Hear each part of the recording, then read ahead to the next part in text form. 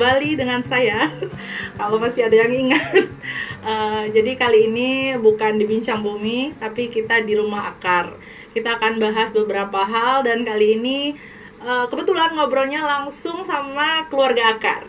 Mungkin dikenalin dikit-dikit dulu kali ya. Siapa aja yang ada di sini? Mungkin dari Abang Riki dulu. Halo, selamat pagi semua. Saya Riki Pratama Putra, bagian dari Akar Global Initiative. Rekan-rekan dari rekan berdua yang ada di sebelah kiri dan kanan saya. Ya, Mbak Dinar. Ya, saya Dinar, teman-teman. Seperti biasa, saya juga biasanya menemani Nopi di podcast Bincang Bumi juga. Jadi, ya selamat bertemu kembali. Jadi di sini kita bahasnya nggak berat-berat ya, karena jujur saya tuh nggak suka yang berat-berat. Bahasa terlalu berat biasanya bikin ngantuk. Tapi di sini ada hal yang menarik, mungkin ini juga untuk pertama kalinya saya ikut membahas, itu tentang masyarakat adat atau masyarakat hukum adat. Nah, nanti kita akan bahas apa bedanya masyarakat adat dan masyarakat hukum adat. Tapi kali ini mungkin kita akan mulai dengan apa arah perbincangan kita pada hari ini Ya. Bukan teman-teman. Siapa membahas duluan? Tapi karena aku udah biasa sama Nopi, jadi tapi sebelum kita mulai tanya kabar dulu. Oh iya. Aduh, sorry itu iya. suka lupa. Rick ini sebenarnya kurang sehat, teman-teman. Iya. Kelihatan dari tampilan. Kelihatan, tapi karena Ricky secara fisik kurang sehat, tapi kira-kira bacaan terakhir apa gitu? Buku apa yang dibaca terakhir, Ricky? Kalau terakhir banget kemarin itu lagi baca buku metode-metode filsafat. Itu lagi baca buku untuk coba melihat ya nanti kan dalam berfilsafat dalam hidup ini metode mana yang mau dipakai gitu. Dari banyaknya metode itu gitu. Ya lagi baca-baca itu sih. Metode berfilsafat itu artinya ini nggak sih, metode berpikir gitu ya? Iya, metode berpikir. Kemudian kan dia ada beberapa mazhab dalam filsafat. Kemudian bagaimana metode dari berbagai mazhab itu cara mereka dalam berfilsafat. Ada metode dialektis, ada yang lain sebagainya. Kalau metodenya merenung? Nah, perenungan ya. Itu termasuk mungkin ya, kontemplasi. Kontemplasi. Nah, kalau di Nopi? Kalau aku sih kebetulan banget kemarin itu tuh ada 2 buku yang aku baca bersamaan. Tapi dalam agak beda waktu. Yang pertama itu tentang perempuan nelayan dan yang satu lagi itu tentang perempuan pekerja. Oh, yang jurnal perempuan itu. Jadi kepikiran pengen langganan kan. Ternyata buku yang aku baca tuh jurnal keluaran tahun 2021. Tapi masih relate sih sama kehidupan perempuan yang sekarang yang banyak bekerja gitu. Cuman ya masih perlu mendalami lagi karena udah lama, udah jarang banget baca buku, tiba-tiba baca buku itu iya. Karena kemarin waktu itu kan ketika baca buku tentang perempuan nelayan itu tuh baru baca 7 halaman pertama langsung keluar ide nulis. Tapi ya aku ingat kata-kata Mbak kan, untuk bisa bikin tulisan yang bagus itu kita harus baca buku yang banyak karena itu ngaruh banget. Kita nggak punya ide nulis kan kalau misalnya kita nggak ada bahan bacaan, nggak ada isi pikiran gitu. Udah ternyata balik lagi ada buku yang belum dibaca. Baca itu jadi pengen jadi sekarang fokus baca aja dulu. Iya benar. Kalau Mbak Dinar sendiri? Kalau aku ya seperti yang aku posting aja sih, George Orwell 1984. Tapi ini kenapa aku tanya tuh karena Akar tuh mau bikin launching, teman-teman. Jadi Akar kan punya rumah literasi dan kami mau buka lapak seperti inisiatif yang sudah dimulai oleh rekan baca. Kiki sendiri juga menginisiasinya gitu ya. Nah, kami mau menularkan dan membiasakan publik secara umum itu untuk mulai terbuka dan mulai beraktivitas, punya kebiasaan untuk membaca gitu ya. Karena tadi yang kayak Nopi dan Riki, pengalaman membaca itu kan ternyata pengalaman kontemplasi kan. Tujuannya semua pasti untuk memperbaiki diri.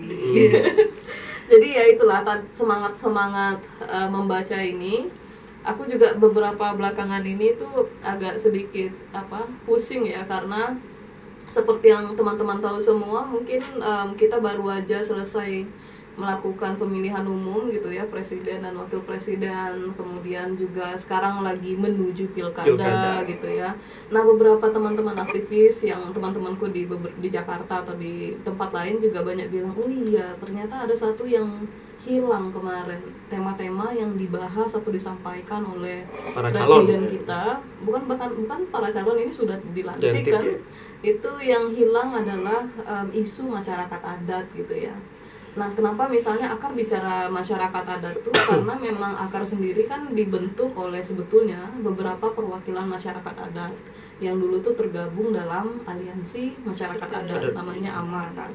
Nah, terus karena secara mandatori Akar ini dibangun oleh masyarakat adat, ya otomatis kerja-kerja Akar harus mendukung tujuan dan cita-cita dari masyarakat adat itu sendiri. Apa aja cita-citanya, mungkin ya salah satunya ya diakui gitu ya, kemudian haknya dikembalikan, dipulihkan oleh negara. Kenapa negara? Karena negara adalah pelaku yang mendiskriminasi hak-hak masyarakat adat. Nah, balik lagi ke konteks politik ini tadi Ki dan Novi juga ya, nanti kita sharing-sharing semua, karena aku pikir kenapa ya, gimana ya, karena di awal aja sepertinya isu masyarakat adat tuh tidak dimention sama sekali sama pemerintah gitu ya. Nah, kedepannya bayangan teman-teman seperti apa? Ini karena orang membaca tuh biasanya imajinasinya lebih kuat. Lebih gitu ini. ya. Tapi kalau yang baru baca kayaknya imajinasinya kurang kuat. Iya. Gimana tuh Ricky? Kalau aku sendiri sebenarnya membaca kondisi pemerintahan Republik Indonesia ke depan ya, terutama untuk di sektor atau perbincangannya mengenai masyarakat adat, aku pikir pemerintahan ini akan sangat kurang sekali keberpihakannya pada masyarakat adat. Kenapa demikian? Karena dari 8 astacita atau dokumen visi misi yang disusun oleh tim Pak Prabowo dan Pak Gibran, itu tidak ditemukan satu kata pun tentang masyarakat adat. Bahkan dalam terminologi masyarakat tradisional pun itu tidak ditemui gitu kan. Hanya saja yang ada di dalam dokumen astacita itu berkaitan dengan pelestarian kebudayaan.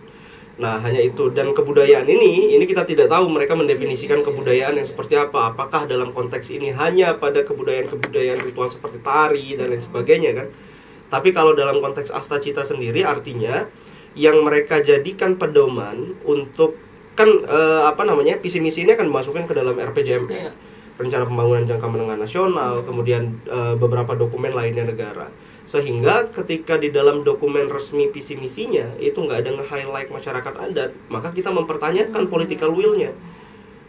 Potensi adanya keinginan pemerintah untuk, misal dalam konteks RUU masyarakat adat misalnya, sampai sekarang gitu kan. Bahkan ada seorang Alek muda di DPR RI kemarin itu sampai cukup keras lah menyampaikan itu. Kalau kita mau memperbaiki citra DPR RI, beberapa aturan yang memang harus segera itu seperti RUU masyarakat adat katanya yang sudah 15 tahun lebih kan, itu mengalami kemandekan, harusnya didorong. Ya tapi kalau eksekutifnya nggak punya political will ke situ kan susah juga gitu kan untuk kemudian itu direalisasikan. Kenapa? Karena tadi isi eksekutif ini kan punya hubungan relasional yang kuat sama legislatif dengan sistem politik kita yang ada sekarang.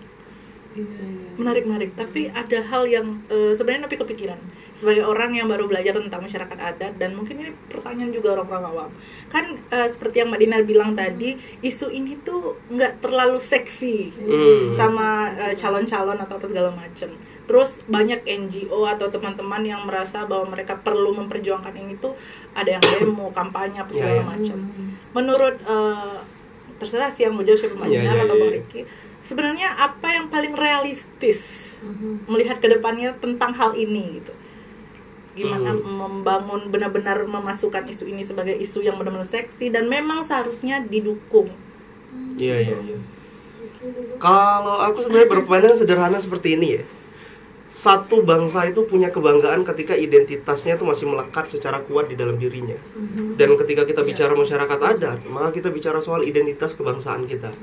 Semakin nilai-nilai adat itu semakin luntur, maka kita semakin kehilangan identitasnya. Semakin hilang identitas itu, maka kapan lagi kita bisa menyebutkan bahwa saya bangga menjadi Indonesia. Nah, itu satu bentuk menurutku satu mindset, satu cara berpikir yang memang harus semua orang punya, bahwa ketika kita bicara masyarakat adat, ketika kita bicara soal adat istiadat kita di Nusantara ini, maka kita ini sedang berbicara identitas nasional kita. Ketika identitas nasionalnya udah nggak ada, terus apa lagi yang kita bisa banggakan? sebagai bangsa gitu kan. Sedangkan adat istiadat itu sudah ada sebelum bahkan embrio tentang bicara NKRI ini ada gitu.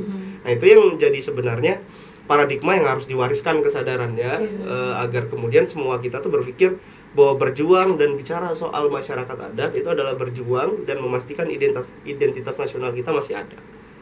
Nah tapi itu juga kontradiksinya ya. Kontradiksinya karena identitas nasional itu kan artinya dia dianggap satu entity gitu ya. Padahal entitas masyarakat adat tuh banyak di Indonesia. Nah mungkin aku nggak tahu, tapi beberapa belakangan ini tuh aku banyak ditelepon dan banyak berinteraksi sama beberapa pemerintah daerah khususnya yang di provinsi kita gitu ya. Ada apa sih sinyal-sinyal ketakutan gitu. Misalnya dia tanya soal kenapa sih misalnya masyarakat adat tuh harus diakui, gimana prosesnya kok susah sekali gitu ya. Susah sekali untuk melewati proses itu, dan setelah saya jelaskan prosesnya panjang dan apa hak-hak masyarakat adat setelah mendapatkan pengakuan itu, mereka merasa ngeri ya gitu ya. Jadi ada ketakutan juga bahwa adat itu sebetulnya akan mengeksklusi orang-orang yang tidak dianggap sebagai adat. Nah itu yang waktu beberapa tahun lalu aku pernah bahas juga sama Pak Markus, dia soal common rules. Jadi kebiasaan orang-orang yang bukan kebiasaannya, jadi ada satu komunitas yang dianggap satu entitas, mereka akan bikin aturan sendiri untuk entitasnya. Tapi ada resiko, sebetulnya kan mereka bikin rules itu untuk mengamankan hak mereka gitu ya. Tapi resikonya adalah mereka bisa mengeksklusi hak orang lain yang mungkin tidak satu entitas sama itu, sama misalnya masyarakat adat. Nah, tragedi inilah yang common dalam Sandra Harding tuh bilang soal the common tragedy itu gitu ya. Mungkin itu ya kenapa misalnya aku pikir-pikir juga, mungkin itu ketakutan kenapa misalnya isu masyarakat adat itu tidak menjadi isu mainstream gitu ya.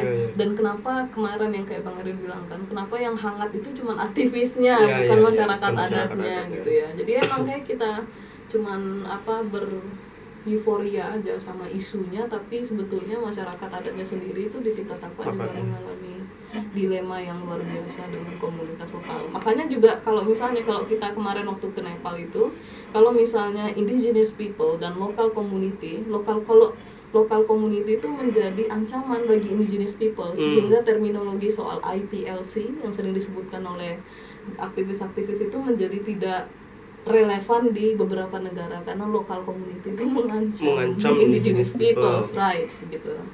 Nah tapi ya itu ya yang mungkin ini bisa jadi bahan refleksi yang sangat mendasar kenapa misalnya isu masyarakat adat tuh masih perlu gitu ya.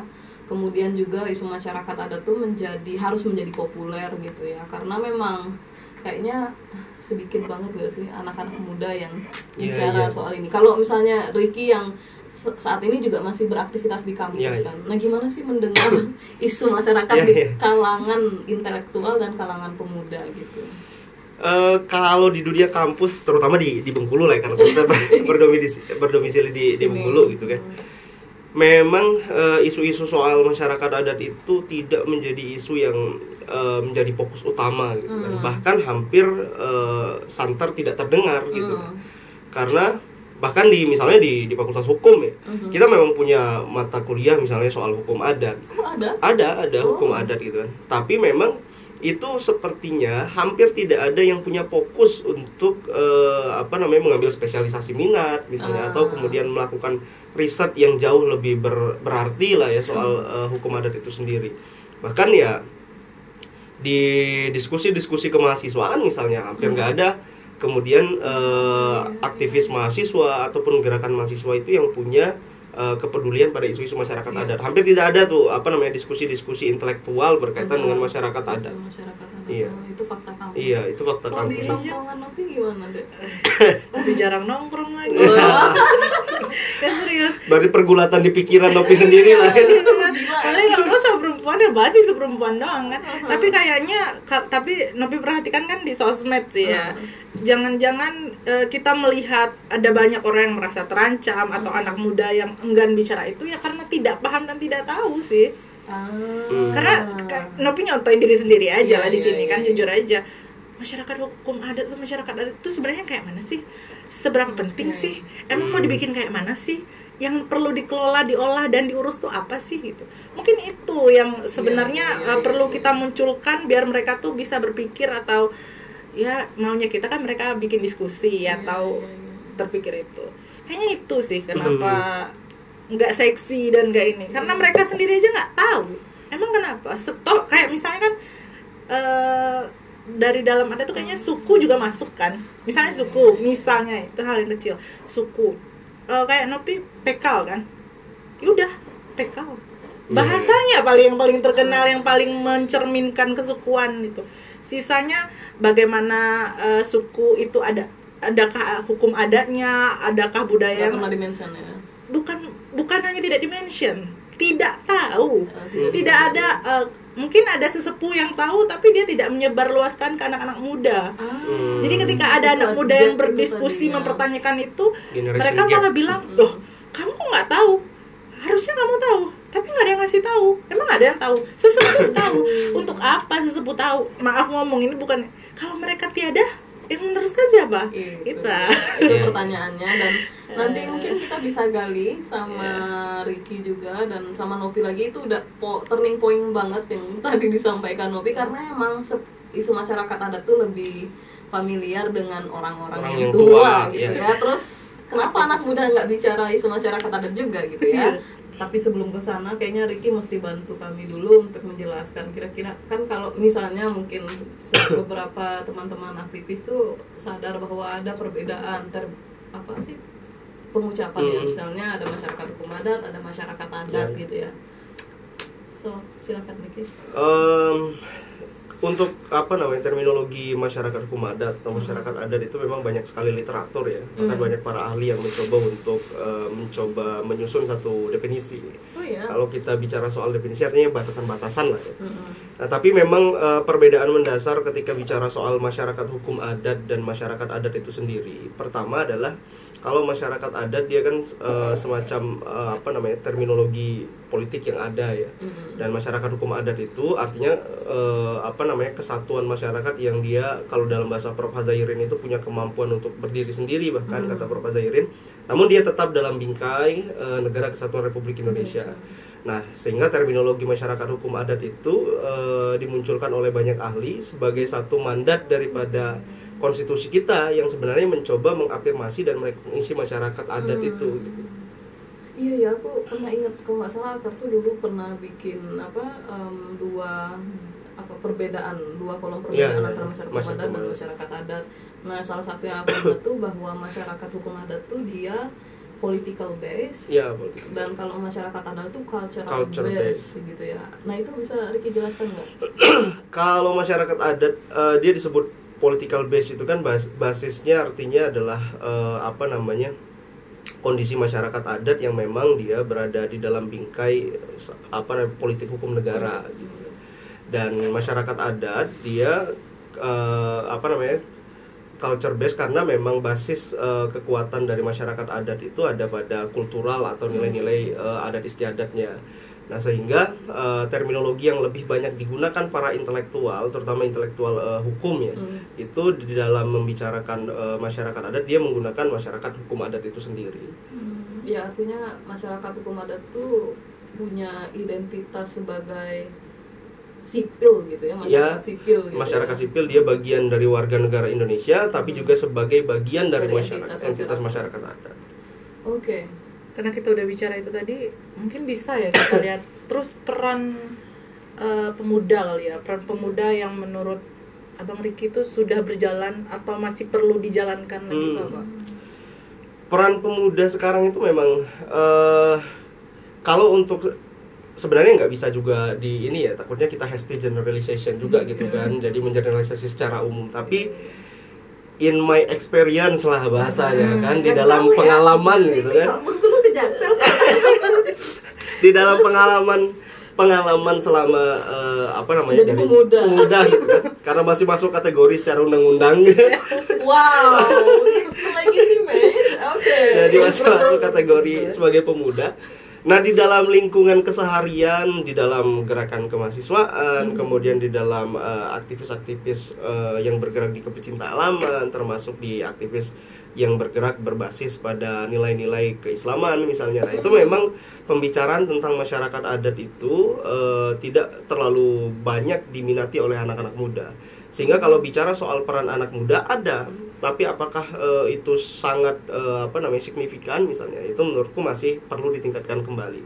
Karena posisinya memang tadi ya, mungkin stereotype ya, yang muncul ketika bicara soal masyarakat adat pasti satu tadi orang-orang tua, kedua kuno itu masa lalu, sekarang kita di abad 21 loh gitu kan, masih bicara abad gitu, iya masih bicara adat.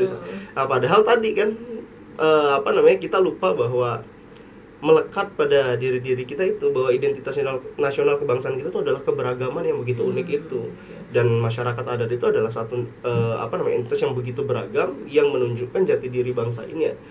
Tidak ada jati diri, misalnya nggak mungkin muncul istilah unity in diversity misalnya, atau nggak mungkin ada dalam keberagaman dalam kesatuan kalau bukan karena entitas masyarakat adat itu beragam di bangsa ini, dan kita mengambil saripatinya kan, sehingga muncul istilah unity in diversity itu.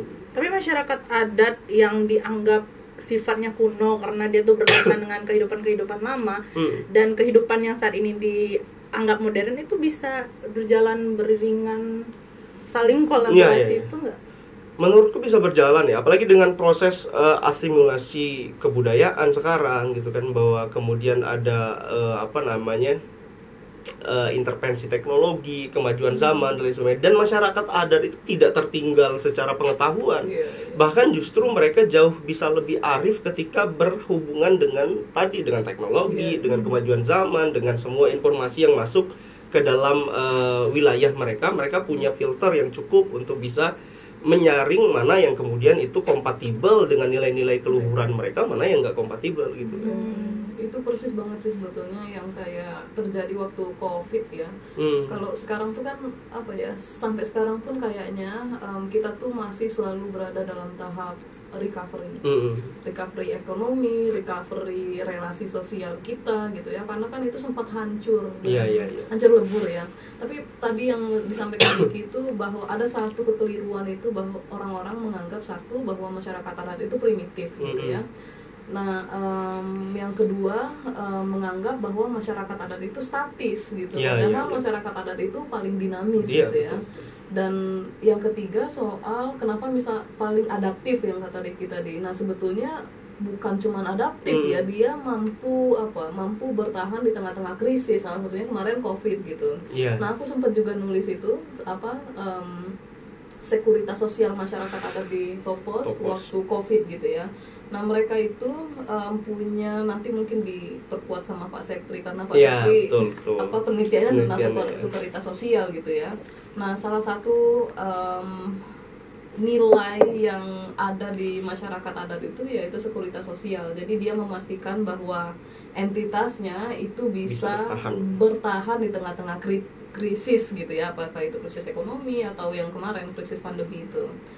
Nah, masalah yang tadi mungkin Novi sampaikan itu soal pemuda itu juga akar tuh itu concern banget sebetulnya sama itu kan. Ya, teman-teman tahu lah kenapa misalnya kemudian akan bikin PMP gitu ya, peneliti muda progresif, karena ada satu hal yang tidak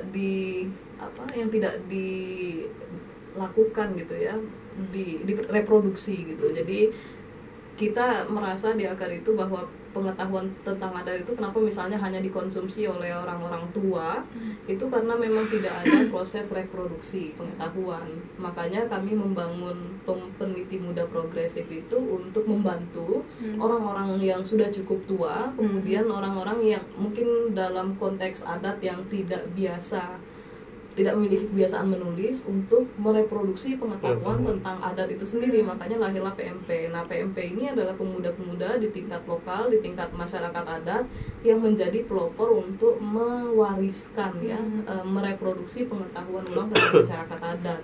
Nah, saya tuh sebetulnya berharap ya, karena ya kita sebetulnya mau kasih tahu bahwa kita akan menuju konferensi masyarakat adat gitu ya.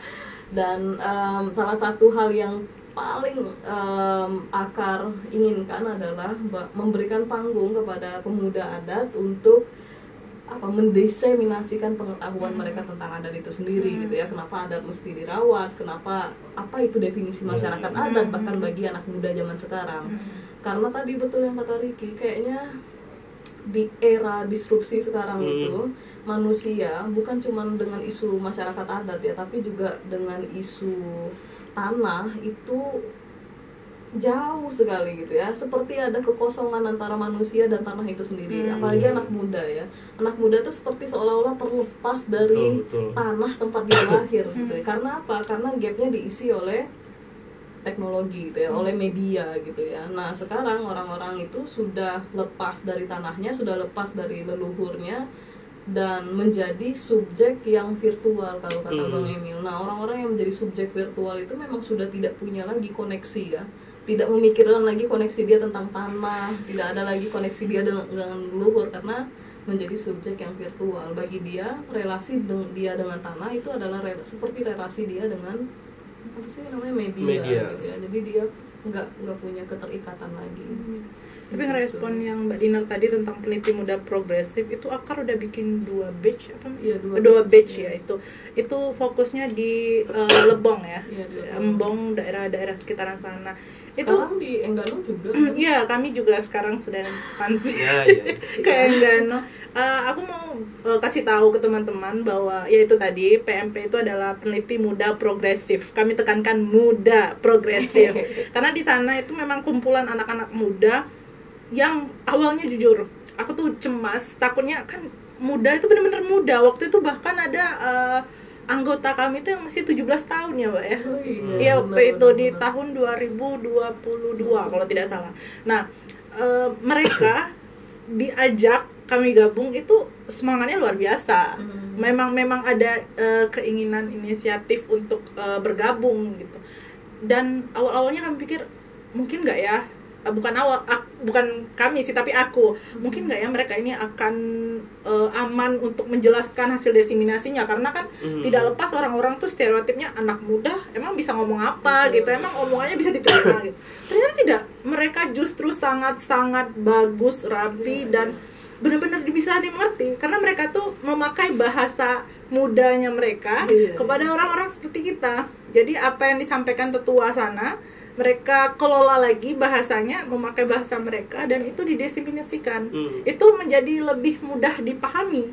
Justru itulah yang menjadi kayak corong komunikasi, corong penyebaran ilmu pengetahuan tentang adat itu. Makanya kami berpikir bahwa salah satu upaya Akar untuk memudahkan kami dalam urusan masyarakat ini adalah yang membentuk PMP tadi. Iya, tapi karena kita akan membahas konferensi, kayaknya akan ada tema-tema yang menarik ya. Tapi nanti dulu, mungkin nanti Ricky bisa kasih tahu ke teman-teman semua tentang konferensi masyarakat adat yang akan kita lakukan.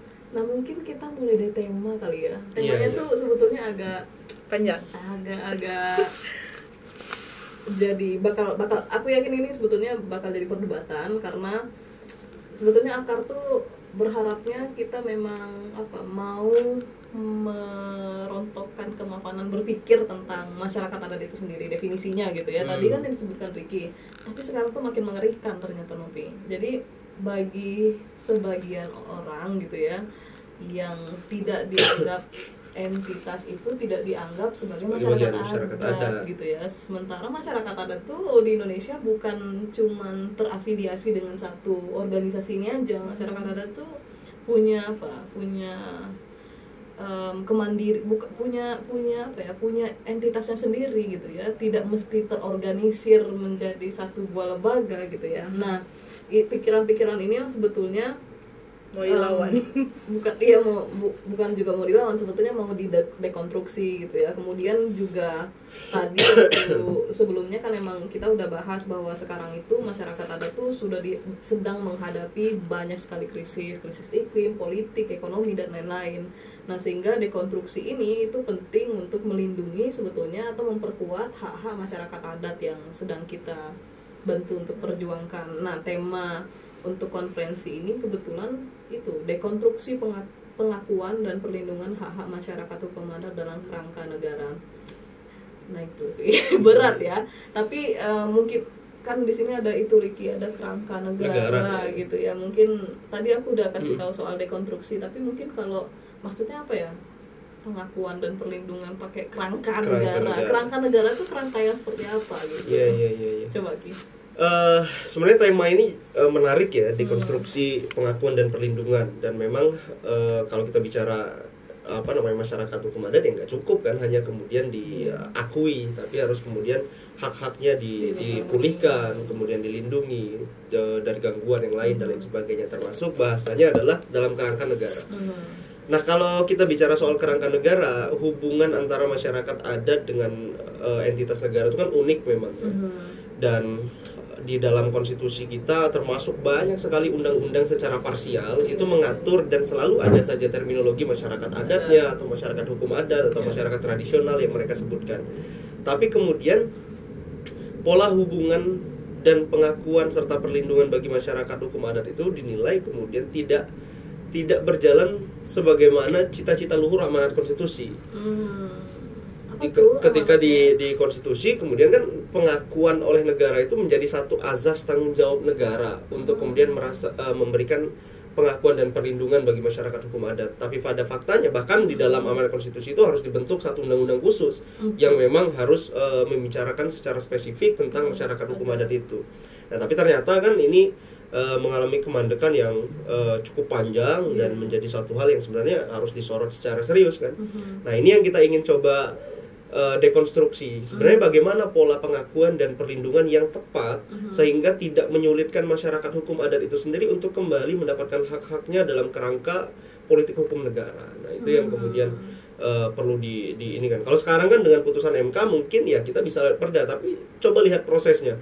Dengan begitu panjangnya proses administrasi yang begitu panjang, kemudian proses dominasi pengaruh politik juga yang cukup kuat, sehingga ini kan banyak sekali menghambat proses pengakuan dan pelindungan. Nah, ini yang harus didekonstruksi dan harus kemudian jangan kemudian cara pandang negara itu mensederhanakan semuanya tentang investasi, tapi kemudian pengakuan bagi warga negaranya sendiri itu mengalami kerumitan yang begitu luar biasa, birokrasi panjang, administrasi panjang dan lain-lain. Tapi aku tuh sempat secara radikal ya teman-teman, aku merasa kayak kan Akar kan udah cukup lama bekerja untuk masyarakat adat dan komunitas lokal gitu ya di beberapa daerah gitu, dan ada juga skema-skema yang memberikan akses legal atau pengakuan terhadap petani kecil gitu ya yang tinggal di sekitar hutan atau nelayan yang di sekitar pesisir gitu ya untuk mendapatkan haknya mengelola sumber daya alamnya. Nah sebetulnya kan untuk masyarakat adat kan juga gitu. Ini sebuah kerangka yang disediakan negara untuk masyarakat itu bisa mengambil kembali haknya gitu ya, yang dicuri oleh negara sebetulnya. Nah aku ya secara radikal aku berpikir bahwa kenapa ya harus negara itu melindungi gitu ya. Kenapa negara harus mengakui? Karena aku mikir bahwa sebetulnya kayaknya tanpa pengakuan dari negara pun gitu ya, kayaknya masyarakat adat oke-oke aja kok gitu loh. Terus aku juga berpikir bahwa beberapa kebijakan yang selama ini katanya melindungi masyarakat adat atau melindungi petani kecil gitu ya, itu tidak cukup efektif ketika misalnya masyarakat itu sudah mendapatkan legitimasi gitu ya. Jadi emang legitimasi aja tuh ternyata tidak kuat gitu ya untuk melindungi hak-hak masyarakat adat itu sendiri gitu. Nah aku pikir mungkin iya itu pikiranku secara radikal, karena selain yang kata Ricky tadi ya itu susah sekali. Ini maksudnya sesimpel itu, maksudnya masyarakat adat itu, aku ingat banget waktu Pak Saud bilang kan, dia bilang sebetulnya kami nggak mau apa-apa dari negara, cuman minta tolong aja negara itu mengembalikan hak-hak masyarakat adat gitu ya. Nah itu yang aku bayangkan kenapa kayaknya kita dengan konferensi ini harus cari jalan atau mekanisme yang lebih efektif untuk masyarakat adat biar dia diakui secara afirmatif oleh negara dan diakui memang secara terhormat, bukan dianggap sebagai syarat karena dia tinggal di wilayah kesatuan negara Republik Indonesia gitu. Tapi mungkin pikiran-pikiran Mbak Dinar tadi itu di beberapa pihak yang menjadi masalah itu karena akan timbul gap yang besar dan mengganggu kepentingan beberapa pihak. Jadi makanya sebenarnya aku tadi tuh timbul pertanyaan juga, seandainya benar masyarakat itu sudah menjadi masyarakat adat yang mandiri, yang ya udah berdiri sendiri, mengelola sendiri, lalu peran negara, kemudian gap atau barisnya tuh yang seperti apa? Kolaborasi atau memang ya sudah berjalan sendiri-sendiri? Nanti ujung-ujungnya negara, takutnya siapa tahu ada juga yang berpikir takutnya nanti mereka bikin negara sendiri. Itu yang sering takutnya. Akhirnya jadi resisten Itu. Padahal mungkin masyarakat adat yang memang secara adat itu tidak sampai sejauh itu. Mereka ingin untuk ya mengelola hidup dengan aman, nyaman, dan yakin bahwa mereka tuh aman di tanah atau di daerah pesisir yang mereka hidup di sana gitu. Karena selama ini ketika mohon maaf ya, ketika pemerintah atau itu terlibat, mereka tidak aman kan, tidak nyaman. Buktinya ada suara-suara bahwa mereka butuh kenyamanan dan keamanan. Iya, tapi aku ingat ya teman-teman perkumpulan Huma waktu itu, Mas Agung sempat ngobrol juga sama Mas Agung itu. Kenapa misalnya kita hanya fokus pada pengakuan negara gitu ya, karena negara adalah aktor gitu ya yang mendiskriminasikan hak gitu ya, yang mengambil hak masyarakat adat. Itulah kenapa kita butuh kerangka negara. Nah itu yang secara moderatnya ya, kenapa misalnya kerangka negara itu menjadi penting. Tapi di konferensi ini kita ada berapa tema sih, ingat nggak ya? Ada 6 kurang lebih ya, ada 6 tema yang dimunculkan di dalam konferensi. 6 tema itu kayaknya sangat spesifik juga sih. Sudah mewakili dari gunung sampai pesisir. Dari gunung sampai pesisir. Emang iya sih, memang kayak apa sih kalau nggak salah aku ada deh. Tunggu sebentar ya teman-teman ya. Tapi ini menarik karena kami bicara banyak tema-tema yang menurut kami cukup inklusif gitu ya. Misalnya ini nih, aku bacain ya. The Dilemma of Indigenous People in State Legal Politics, itu bicara soal dilema masyarakat adat di dalam kerangka politik hukum negara gitu ya. Terus yang kedua ada Indigenous People and Generational Issue. Ini berkaitan dengan persoalan masyarakat hukum adat dengan generasi masalah generasi gitu ya, generasional dong ya, generasi. Terus yang ketiga itu exclusion of indigenous people on coastal and small island. Ini sebetulnya kita mau bicara soal marine tenure ya, karena marine tenure itu udah kayak satu wacana yang udah lama mau ditinggalkan gitu. Jadi kita mau itu di highlight lagi. Terus yang keempat ini yang keren sih, dekolonialisasi, strategi resiliensi dan feminisme masyarakat adat. Nah ini akan diisi nanti mungkin sama Ibu Titik dan Mbak Mia Siskawati. Terus ada funding support for capacity building of indigenous people. Jadi kita juga akan mencari peluang untuk mendukung peningkatan kapasitas masyarakat adat. Bermasyarakat adat itu juga jangan hanya fokus pada advokasi untuk pengakuan, tapi juga mendapatkan kesempatan untuk meningkatkan kapabilitasnya sebagai masyarakat adat. Terus yang terakhir indigenous people, biodiversity dan cultural property. Ini keanekaragaman hayati ya. Nah itu ya tema-temanya kali. Tapi kalau untuk target atau pihak-pihak yang terlibat? Kalau pihak terlibat sebenarnya di konferensi ada banyak sekali yang coba kita libatkan gitu kan. Tapi nggak ada pemerintah loh. Iya. Kenapa? Padahal serangka hukum negara. Iya, kenapa? Karena kita sedang bicara soal dekonstruksi kan, bagaimana mencoba mencari rumusan-rumusan terbaik untuk diberikan pada negara sendiri. Nah, ketika kemudian negara dilibatkan dalam konteks ini pemerintah di dalam upaya dekonstruksinya, tentu saja mereka akan cenderung resisten gitu kan di dalam tema-tema pembahasannya. Nah, sehingga akhirnya itu akan menghambat proses dekonstruksinya sendiri. Betul, jadi proses reformulasinya bisa saja kemudian tidak bisa tercapai apa yang diharapkan. Nah, sebenarnya bukan kemudian kita anti pada pemerintah itu sendiri, tapi atau mungkin itu bisa jadi istilahnya tuh rencana tindak lanjutnya setelah konferensi ini adalah mengarahkan itu ke negara. Tapi enggak deh, Enggak simpelnya juga. karena konferensi ini adalah konferensi masyarakat Masyarakat adat, adat. maka yang harus berkonferensi adalah masyarakat. Masyarakat adat. Nah, akar itu tugasnya kayak cuma memfasilitasi Masyarakat. aja. Akar ada resource untuk bikin konferensi, maka konferensi ini kami selenggarakan untuk Masyarakat mendukung adat, masyarakat adatnya gitu. Mungkin pihak negara nanti akan terima aja sih. Ada dokumen yang akan kami bagi. Jangan mungkin. ditarik-tarik deh Novi. Iya, iya, iya. Karena mungkin nanti siapa tahu ada Enggak orang-orang sentimen negara ya, lain. enggak ada sentimen Nggak ada apa-apa. sentimen. Enggak, kalau akar tidak prinsipnya tidak seperti itu ya. Sangat moderat lah. Ini betul. Nah, balik lagi ke target atau pihak yang terlibat tadi itu siapa? Selain Kalau dari yang negara. dilibatkan pasti adalah tadi sebagaimana yang spill sama Mbak Dinar ya, karena konferensinya adalah masyarakat konferensi masyarakat hukum adat, tentu yang terlibat adalah masyarakat hukum adat itu sendiri. Iya. Baik yang berada di Provinsi Bengkulu dan beberapa masyarakat adat yang ada di Nusantara. Oh iya ya, Ya, Nusantara Nusantara ya. gitu kan. Karena supaya kemudian identitas ininya lebih kuat gitu kan, masyarakat adat Nusantara. Nah, Karena IKN ya. kemudian juga kalau di konferensi ini juga melibatkan beberapa teman-teman kita ya yang kemudian memang punya banyak pengalaman, pengetahuan di dalam proses perjuangan gerakan adat ya, gerakan adat di tingkat internasional dan lain sebagainya. Nah, mereka juga dihadirkan untuk berbagi, untuk kemudian saling belajar bagaimana sebenarnya proses perjuangan gerakan adat yang ada di mungkin di Asia Selatan dan lain sebagainya ya, Pak? Iya, Asia Tenggara, Asia dan Tenggara, Asia Asia Selatan, Selatan. ya. Itu yang mungkin akan terlibat banyak di dalam proses konferensi ini. Seberapa besar peran pemuda akan dimasukkan dalam konferensi ini? Iya. Kalau untuk pemuda tentu sangat besar ya. Kenapa sangat besar? Bahkan satu tema yang dibahas di dalam konferensinya adalah fokus pada soal Generasi. problem generation gitu kan, masalah generasi dan juga masyarakat adat.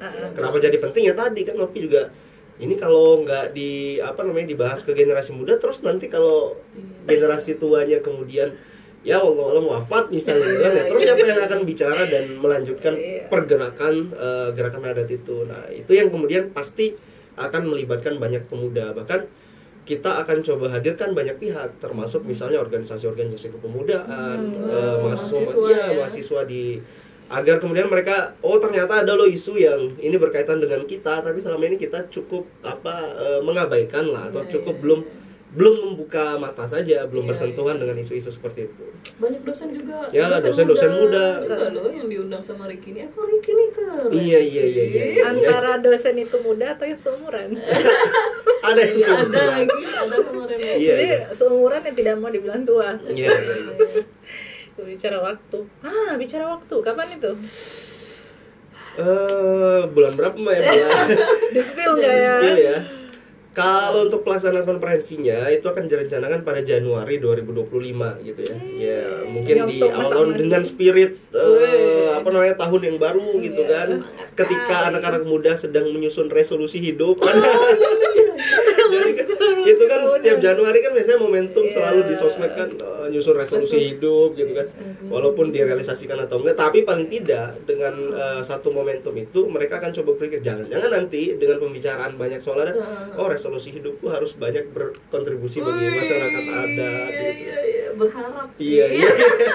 Tapi iya ya, Iya, ada iya. momentum itu menyusun resolusi ya. Bagus juga kalau misalnya kita bikin kita bikin satu kayak diskusi sama anak-anak muda, terus mereka yang menyusun resolusi mereka untuk isu masyarakat Iya. adat kali ya, atau kayak dibikin papan dan terbuka untuk anak-anak muda untuk menempelkan harapan dan resolusinya tentang Ya. isu masyarakat adat gitu. Bisa. Bahkan di konferensi itu bisa banget tuh kan. Jadi Keren ya.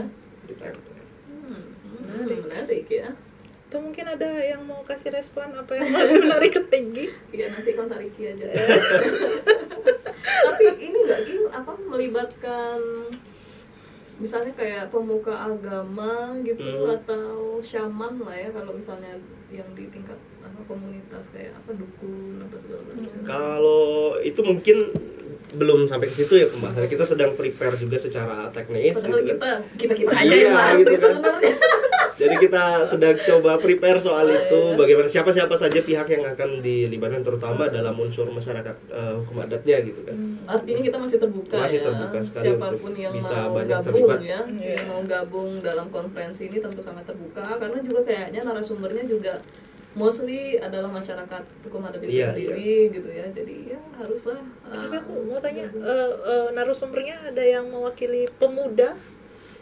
Harusnya ada sekali ya, gitu yang sedang kita upayakan gitu kan. Makanya di dalam prepare ini kita coba mengidentifikasi nih siapa pemuda-pemuda adat yang tepat kiranya untuk berbagi pengetahuan tadi yang kayak dia Mbak Dina juga, siapa nih pemuda adat yang kira-kira tepat untuk bicara banyak pada isu-isu masyarakat adat. Iya. Tapi akan ada item kegiatan apa aja ya dalam konferensi ini? Dalam banyak sekali gitu kan, terutama konferensinya sendiri itu udah punya 6 tema yang akan dibahas.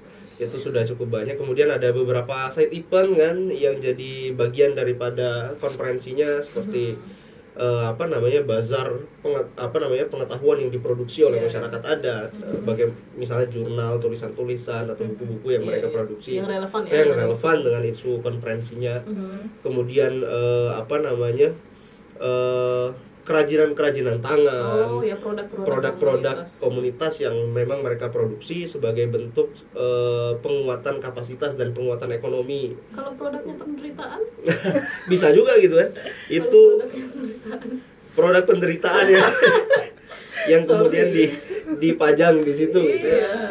Cerita-cerita dan tentu di dalam produk kerajinannya mungkin ada satu penderitaan yang kemudian ingin disampaikan pesannya. Itu keren itu. Iya. Kalau kita dulu waktu kami bikin konferensi perempuan ya, kami minta sebetulnya perempuan di tingkat lokal itu membawa satu benda yang merepresentasikan dirinya. Misalnya benda ini sangat misalnya buku ini adalah representasi diriku. Jadi nanti dijelaskan bagaimana relasi perempuan itu dengan benda tersebut, artinya deskripsi lah.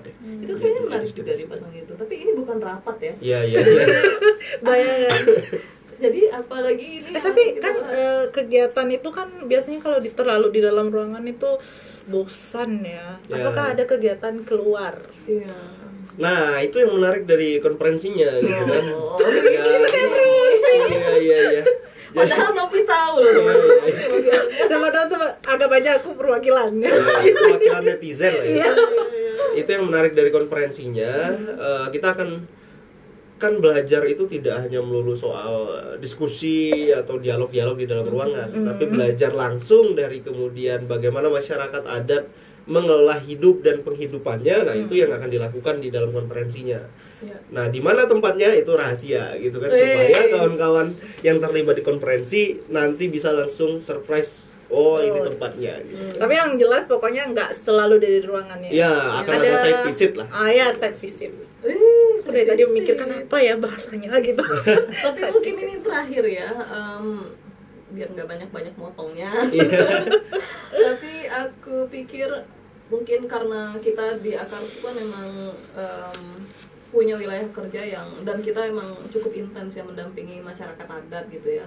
Mungkin dari Nopi atau dari Ricky, nanti juga saya sendiri mungkin bisa dikasih cerita atau pengalaman yang paling menarik, belajar tentang isu masyarakat adat, karena kita kan masih muda ya semua ya. Berapa sih? Sorry, boleh nggak kalau spill umur? Bisa 26. Ya, 26 juga. 26. 24. Plus 6. Tapi mungkin itu ya pengalaman yang paling mengesankan atau pengalaman paling menarik selama bekerja bersama masyarakat adat tuh apa gitu. Mungkin dari Nopi dulu. Enggak, dari Riki aja deh dulu. Dari Riki. Karena Riki paling muda. Iya. Enggak. Iya, paling muda.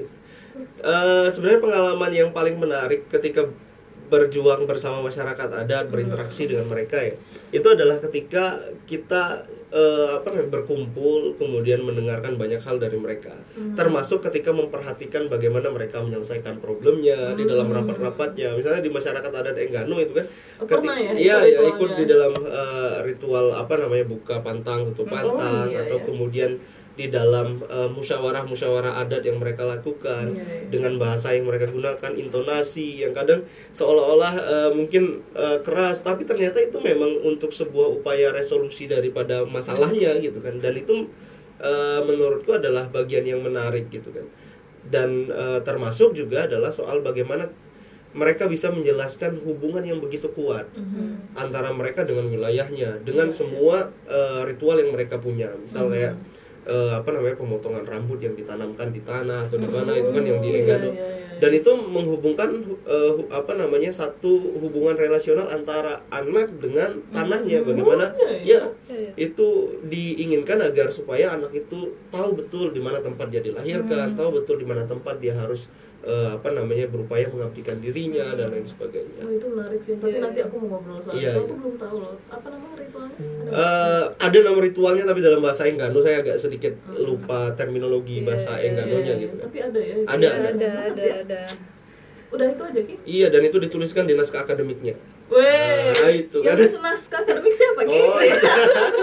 Ya Ricky lah.